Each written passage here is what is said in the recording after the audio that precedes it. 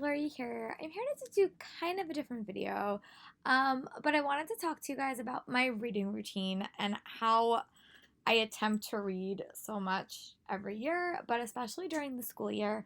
This is my second year as a DEO theater teacher. Last year I don't really count because I was a first year teacher and I was struggling with just about everything. But this year I actually think I do have a pretty good system, and last year I had a pretty good system too.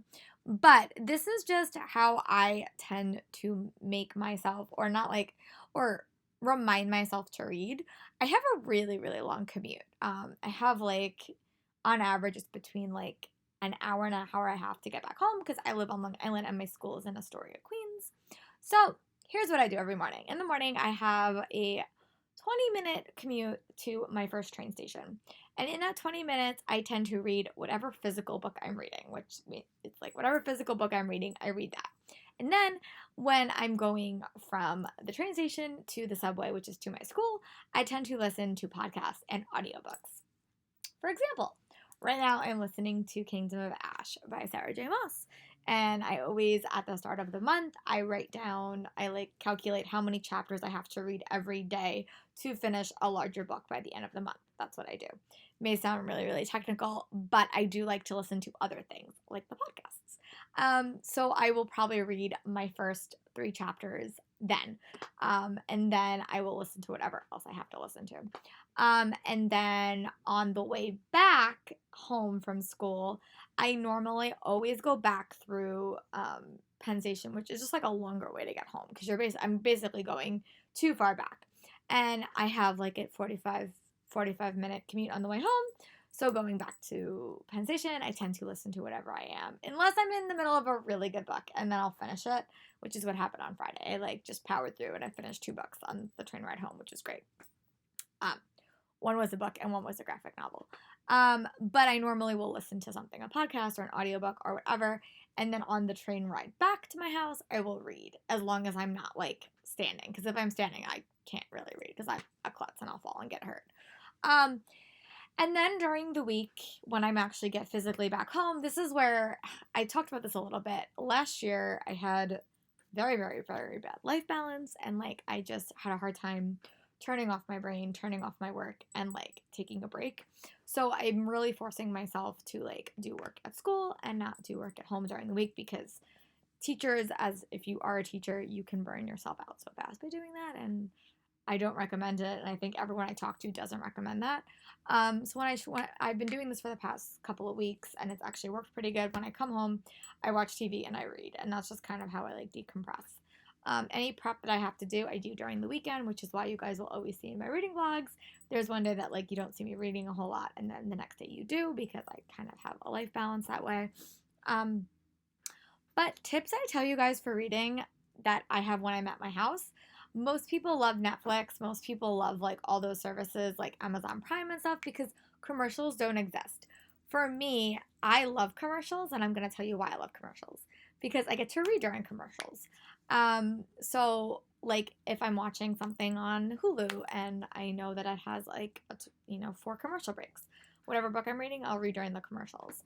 So that's how I get a lot of reading done. Also, sometimes if I'm watching like booktube videos, I tend to just put them on in the background and I'm reading and I'm kind of watching. I know people sometimes do get like a little bit distracted.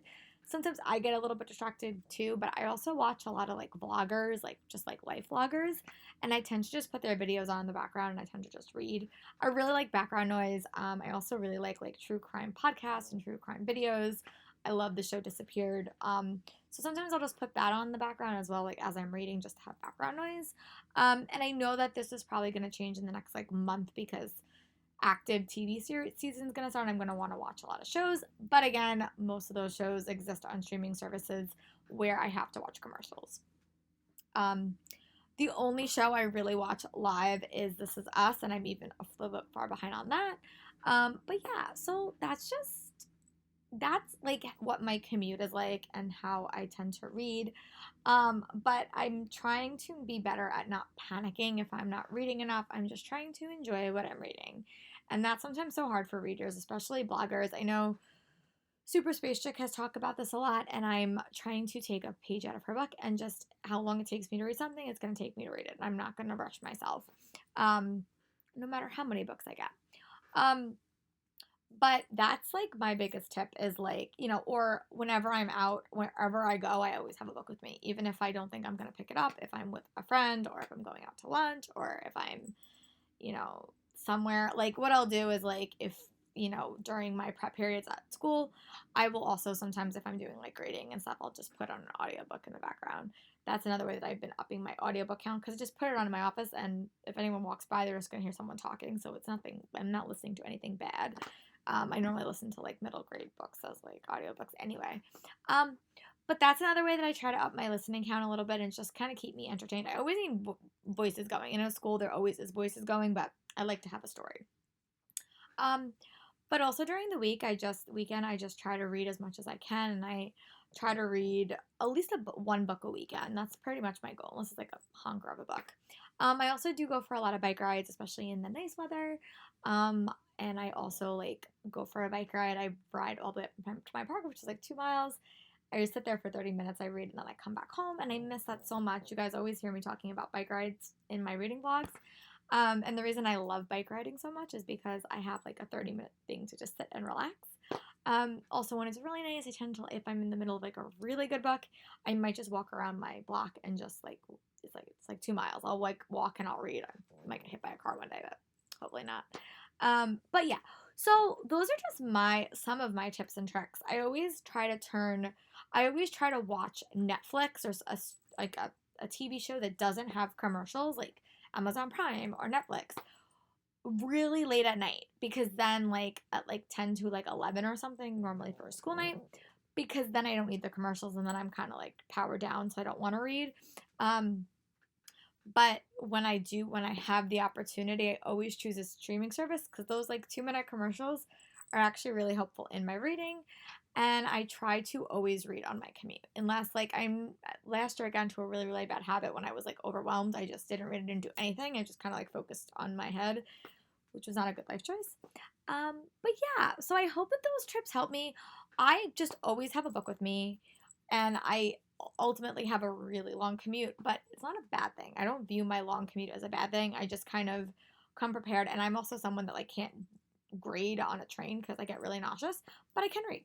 So those are my things that I kind of do just to kind of keep my reading in check because I love to read. I always have to be in the middle of a book. You'll notice like I always pick up a book immediately because I always need to be in a story. That's just the way I am. But yeah, I hope you guys like this video. If you want me to do more like commute stuff or like I'm no pro at organization. I'm like not great at it. But these are just the tips that I've come across in the past 8 years I have commuting between grad school and college and all these other things. But let me know if you guys want any more videos like this, or what are some of your tips and tricks that you use for your reading routine. And I'll talk to you guys later for another video.